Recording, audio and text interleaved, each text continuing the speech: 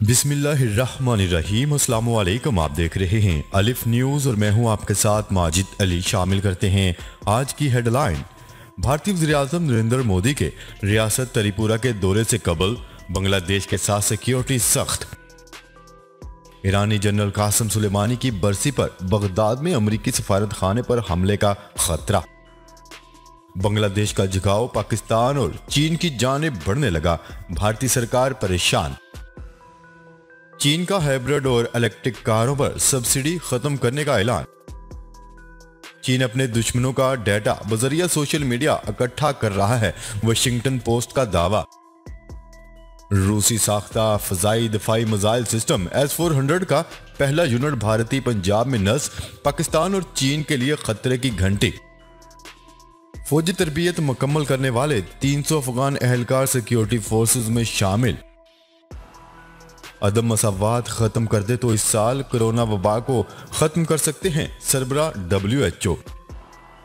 3.25 करोड़ रुपए की was markhor का महंगा तरीन शिकार। पाकिस्तान और दुनिया भर की खबरों से बाखबर रहने के लिए अलिफ न्यूज़ को सब्सक्राइब कर लें और बेल आइकन को क्लिक करना ना भूलिएगा। नाजरीन, अपनी आरा का इजहार कमेंट सेक्शन में लाजमी कीजिएगा। हेडलाइंस आपने जानी, अब बढ़ते हैं खबरों की तफसीलात की तरफ। भारतीय वज़ीर-ए-आज़म नरेंद्र मोदी 4 जनवरी को रियासत त्रिपुरा का दौरा करेंगे। भारतीय मीडिया की रिपोर्ट के मुताबिक दौरे से कबल बांग्लादेश की सरहद के साथ पेट्रोलिंग बढ़ा दी गई है, जबकि BSF एहलकारों की तादाद में भी इजाफा कर दिया गया है। त्रिपुरा की सरहद बांग्लादेश के साथ लगती है।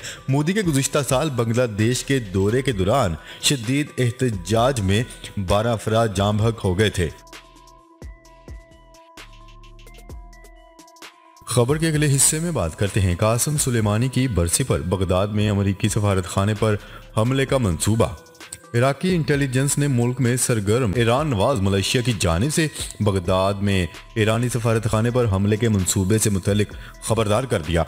गैर मुल्की खबरसां इदारे की रिपोर्ट के मुताबिक इस अमर का इंकशाफ इराकी महकमा सलाह रसानी की सलामती से मुतल्लिक एक दस्तावेज में किया गया। दस्तावेज में खबरदार किया गया है कि ईरान नवाज मलेशिया पासदारान इनकलाब के अलकुदस ब्रिगेड के सरबरा कासिम सुलेमानी की 2 बरस कबल बगदाद हवाई अड्डे के करीब अमरीकी फजाइया की कार्रवाई में हलाकत का बदला लेने के लिए बगदाद में अमरीकी सफारत खाने पर हमले के लिए पर तोल रही है। खुफिया दस्तावेज में सिक्योरिटी इकदामात को सख्त करने की जरूरत पर जोर देते हुए इन इलाकों की निशानदेही भी की गई जहां सर्च ऑपरेशन करने की जरूरत है, क्योंकि बगदाद के मशरिक में शाहरा फलस्तीन का इलाका ईरान नवाज मुसल्ला मलेशिया का गढ़ बनता जा रहा है। ईरानी हुकूमत अगले हफ्ते कासिम सुलेमानी के कत्ल की दूसरी बरसी मनाने की तैयारियां कर रही है।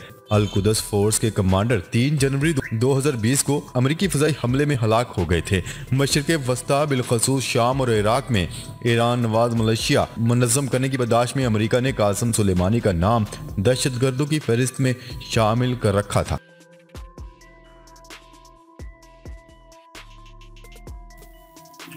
खबर के अगले हिस्से में बात करते हैं बांग्लादेश का झुकाव पाकिस्तान और चीन की जानिब बढ़ने लगा। रिपोर्ट के मुताबिक बांग्लादेशी वज़ीर-ए-आज़म शेख हसीना वाजिद ने भारतीय हाई कमिश्नर की मुतअद्दिद दरख्वास्तों के बावजूद गुज़िश्ता 4 माह से इनसे मुलाकात नहीं की, जो नई दिल्ली के साथ ताल्लुकात कशीदा होने और करीबी ताल्लुकात पाकिस्तान और चीन की जानिब मुंतकिल होने का इशारा है। रिपोर्ट के मुताबिक 2019 में वज़ीर-ए-आज़म शेख हसीना वाजिद के दोबारा मुंतखब होने के बाद तमाम भारतीय मंसूबे सस्त रवि का शिकार हैं, जबकि चीनी इंफ्रास्ट्रक्चर के मंसूबों को ढाका की जानिब से ज्यादा अहमियत मिल रही है। भारत की तशवीश के बावजूद बांग्लादेश में बनने वाले एयरपोर्ट टर्मिनल का ठेका एक चीनी कंपनी को दे दिया गया था, जबकि भारतीय हाई कमिश्नर बांग्लादेश के वज़ीर-ए-आज़म के साथ मुलाकात के लिए कोशिशें कर रहे हैं, लेकिन इन्हें मुलाकात का वक्त नहीं मिल सका। बांग्लादेश ने कोरोना वायरस के लिए भारतीय इमदाद के जवाब में भारत को सराहने का नोट भी अरसाल नहीं किया।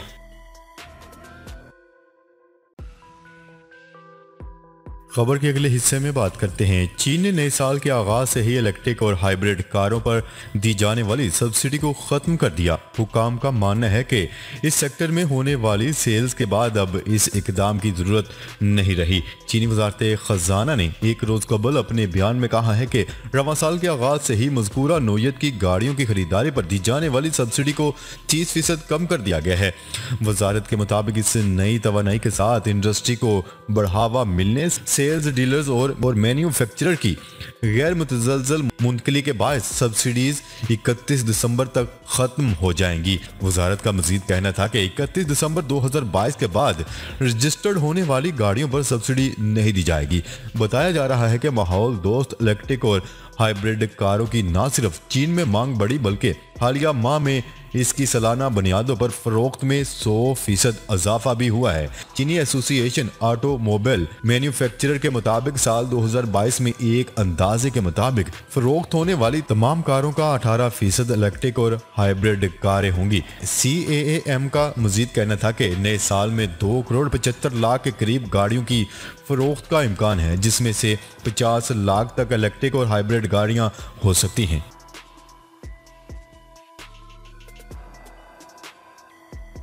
खबर के अगले हिस्से में बात करते हैं। चीन अपने इंटरनेट के एक बड़े हिस्से को मगरबी ममालिक में दुश्मनों का डाटा हासिल करने के लिए इस्तेमाल कर रहा है ताकि अपनी फौज, पुलिस और एजेंसियों को इनसे मुतल्लिक खुफिया मालूमात से लैस किया जा सके।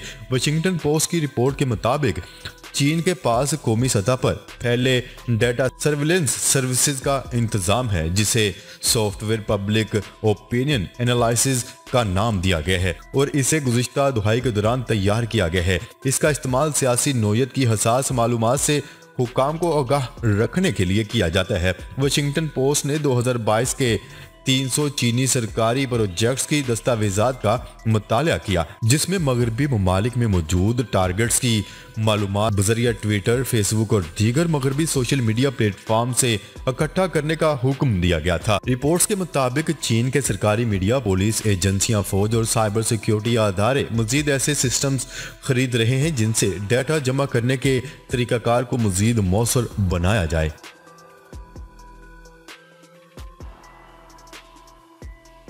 खबर के अगले हिस्से में बात करते हैं। भारत ने रूस से खरीदा जाने वाला फ़ज़ाई दफाई सिस्टम S-400 का पहला यूनिट पाकिस्तान और चीन पर नजर रखने के लिए पंजाब में नस्ब कर दिया। फ़ज़ाई दफाई मिसाइल सिस्टम भारतीय एयरफोर्स के पंजाब के 5 फौजी अड्डों में से एक पर नस्ब किया गया है, जिसकी सरहद पाकिस्तान से मिलती है। ये निज़ाम चीन के पास पहले से ही दस्तयाब है, जिसने इसे मशरकी लद्दाख में लाइन ऑफ एक्चुअल कंट्रोल पर भारत के साथ कशीदगी के दौरान नस्ब कर रखा था। S-400 सिस्टम 400 किलोमीटर से ज्यादा दूर से मिसाइलों और रॉकेटों को बेअसर करने की सलाहियत रखता है।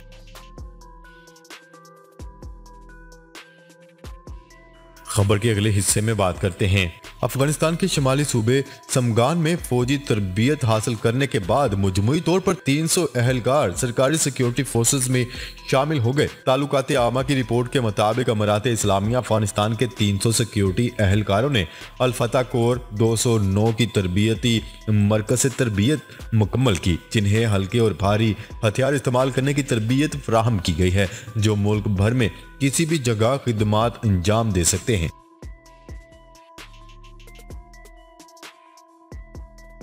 खबर के अगले हिस्से में बात करते हैं। आलमी अदारा सेहत के सरबराह का कहना है कि अगर दुनिया से अदम मसावात खत्म कर दी जाए तो 2022 में कोरोना वबा को खत्म किया जा सकता है। वर्ल्ड हेल्थ ऑर्गेनाइजेशन के सरबराह टेड्रोस ने 2022 में कोरोना वायरस की वबा के खात्मे की उम्मीद जाहिर करते हुए कहा है कि इस साल कोरोना वबा खत्म हो सकती है, क्योंकि अब हमारे पास इससे लड़ने के आलात मौजूद हैं, लेकिन इसके लिए दुनिया से अदम मसावात खत्म करना होगी। उन्होंने अपनी एक पोस्ट करते हुए कहा है कि अगरचे दुनिया के बहुत से ममालिक कोरोना वबा से महफूज नहीं है, लेकिन अब हमारे पास कोविड-19 को रोकने और इसका इलाज करने के बहुत से आलात मौजूद हैं। लेकिन जब तक अदम मसावात बरकरार रहेगी, मुख्तलिफ तरीकों से वायरस फैलने का खतरा भी बरकरार रहेगा। उन्होंने अपने बयान में कोरोना के खिलाफ वैक्सीन बनाने वाली कंपनियों से अपील की है कि इंसानी बुनियादों पर वबा के खात्मे के लिए वैक्सीन बनाने की टेक्नोलॉजी और तरीकाकार को दूसरी कंपनियों के साथ भी शेयर किया जाए, ताकि वैक्सीन को वाफर मिकदार में बनाया जा सके।